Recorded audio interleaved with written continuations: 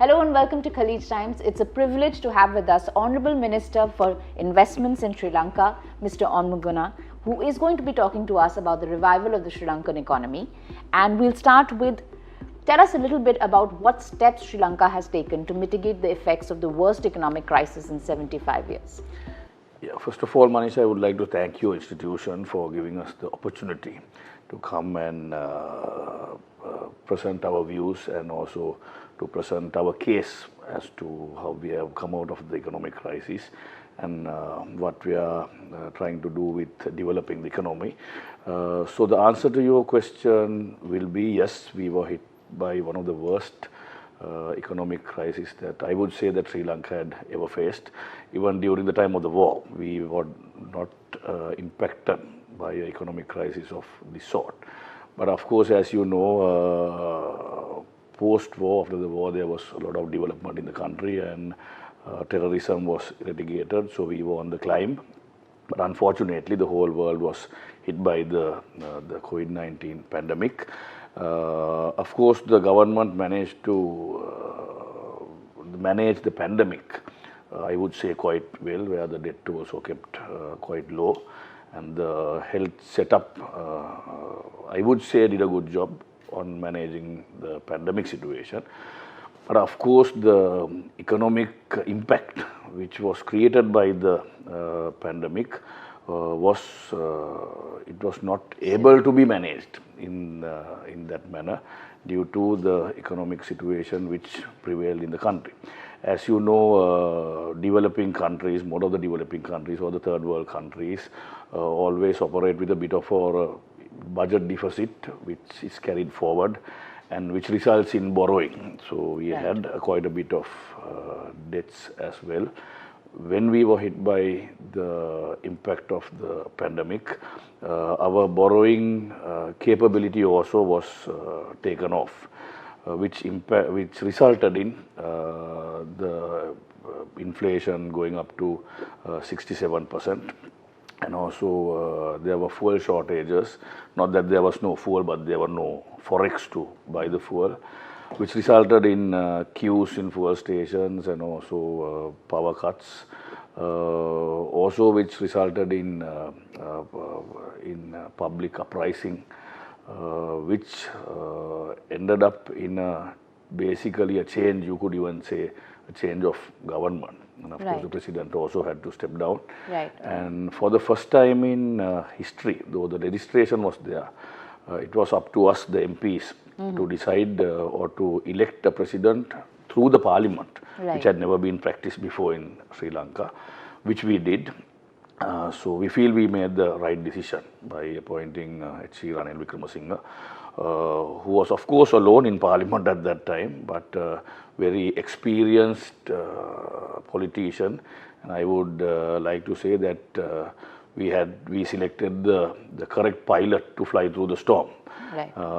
Since he took office, there have been certain policy decisions that had been taken, like engaging with the IMF, which had not been done previously. Yeah, I want to come to that. I think the IMF program was a big milestone, is a big milestone for Sri Lanka. Of course. But what steps are being taken to meet the IMF bailout conditions? Yeah, so we have come out of the first session or the first phase of it quite successfully, where we had several discussions with the IMF.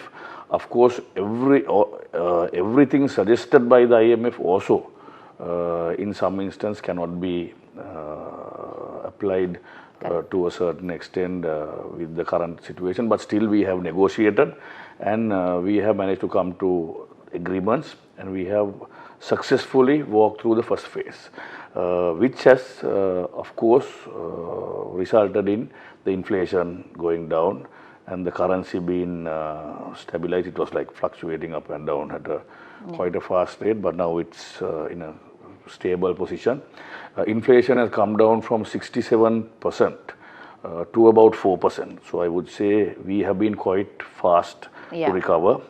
Within 9 months, we have managed to come down to 4% from 67%. And to give you a snapshot of the whole thing, we have started paying our loans. So this is where we stand right now, and we are discussing the second phase of it. We have engaged, the finance ministry has also engaged with the second stage of the IMF. There are certain restructurings of certain institutions that has to be done, like the loss-making public sector institutions will be restructured, or maybe some of them will be even scrapped. And also certain institutions will be restructured, like the Department of Petroleum and then the Electricity Board, maybe even the airlines. They will be restructured according to the scope of the IMF. So we have already started the restructuring process, and of course beyond that the debt restructuring program also is on way.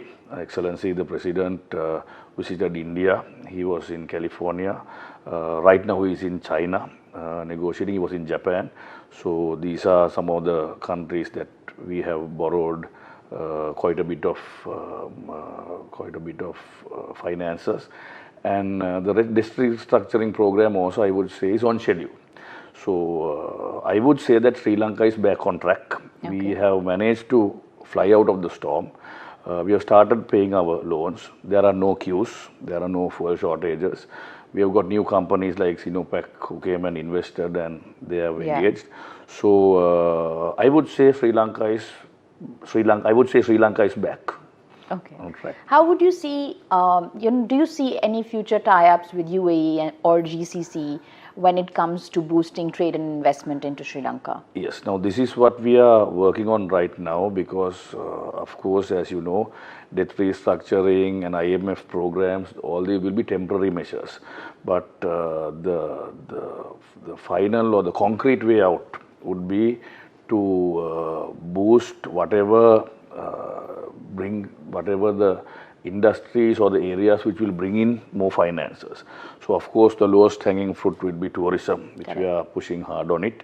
We want to have a few road shows of course in Dubai, and then in other countries around the world as well. And of course we are looking at FDIs as well.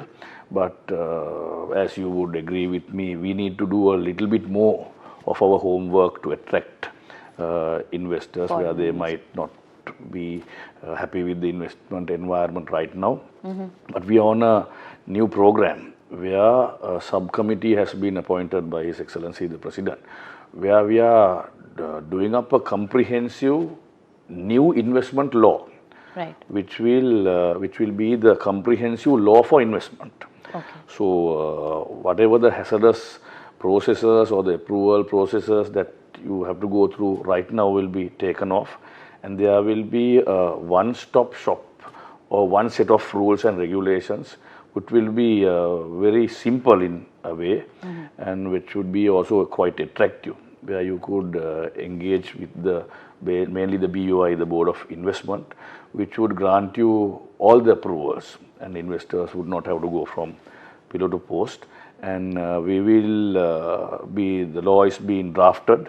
Okay. We are planning to get it passed in Parliament somewhere in December. Okay. And if everything goes good, by beginning of 2024, we should be able to start off with the new investment policy and the law. Okay, so clearly you're looking at FDI in a big way when it comes to boosting the economy. Can we also talk a little bit? You spoke a little briefly about tourism. Is tourism an important sector for you to boost the economy? In what way has it helped? It is a very important sector because it had always been about a 5 billion rupee area, which brought in quite a sum of money to the country. And of course, as you know, Sri Lanka is a very beautiful country, and you talk to anyone, their first thing they will say is, well, Sri Lanka is a beautiful place. So it is a beautiful place, and this is why we are trying to promote the tourism. As well, our country is with a population of about 22 to 24 million people. So I wouldn't say that's a lot, but I wouldn't say it's too little as well. But of course, tourism is a key aspect that we are looking at. So number one, if we put it in order, I would say that number one would be the agriculture sector, where we are putting our foot down on the agriculture modernization program. Tourism will be, of course, number 2, because as you know, food security is also important. And of course, investment will come down the slot to number 3, where we will have the comprehensive new rules, the one-stop shop, and of course, a new set of incentives, where we will in future even allow the land ownership to foreigners. And also, as it is also, you can own your company 100%. 100% repatriation of your profits are already allowed. We have come up with a package of a 2-year grace period, where you invest and you start off and you don't pay taxes for 2 years. There's a new facility called the Enhanced Capital Allowance, where you invest and you don't pay taxes till you have recovered your investment.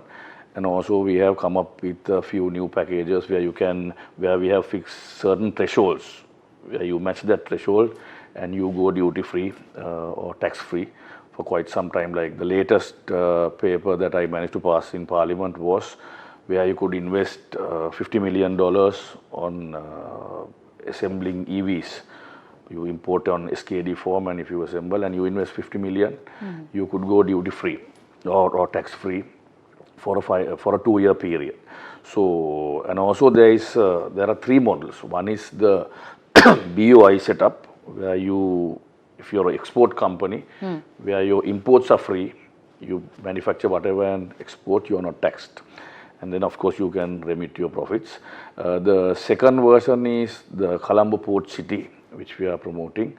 The legislation has been completed. We are ready to go. We got about 18 operators who have already engaged, which is a totally offshore model. You can work in whatever currency you wish to within the Colombo Port City. Of course, it won't be a zone of manufacturing, but it will be more financial or entertainment type of city within Colombo. And of course, the third model, which is the SDPs, which is called the Strategic Development Projects, where you could tailor make the incentives for a certain project depending on how much the investment is.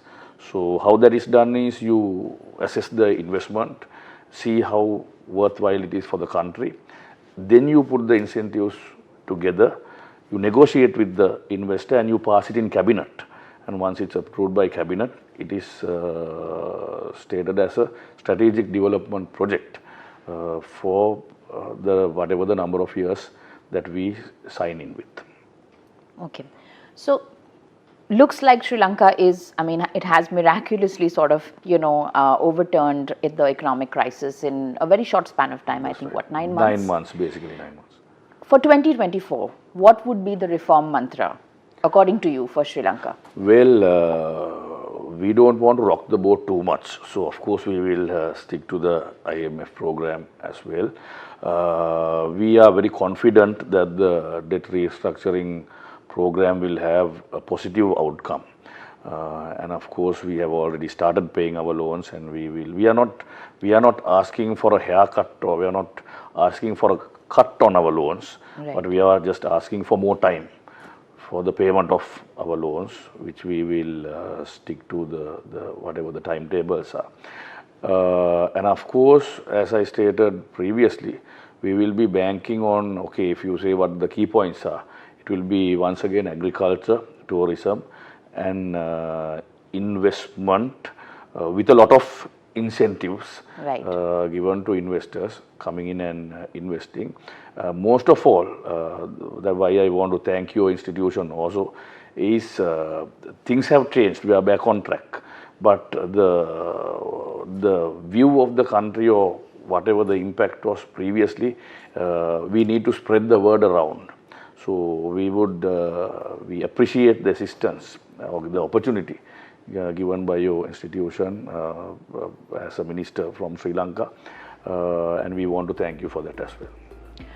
Okay, so key takeaways, a lot of emphasis on tourism, on agriculture and food security, as well as investment. And in Sri Lanka seems to have stabilized, and in 2024 more stabilization, IMF bailout on track, and we wish you all the best, sir. Thank you so much for being on Khalegi Times. Thank you very much for giving Sri Lanka this opportunity to tell the world that we are back on track. Thank you very much.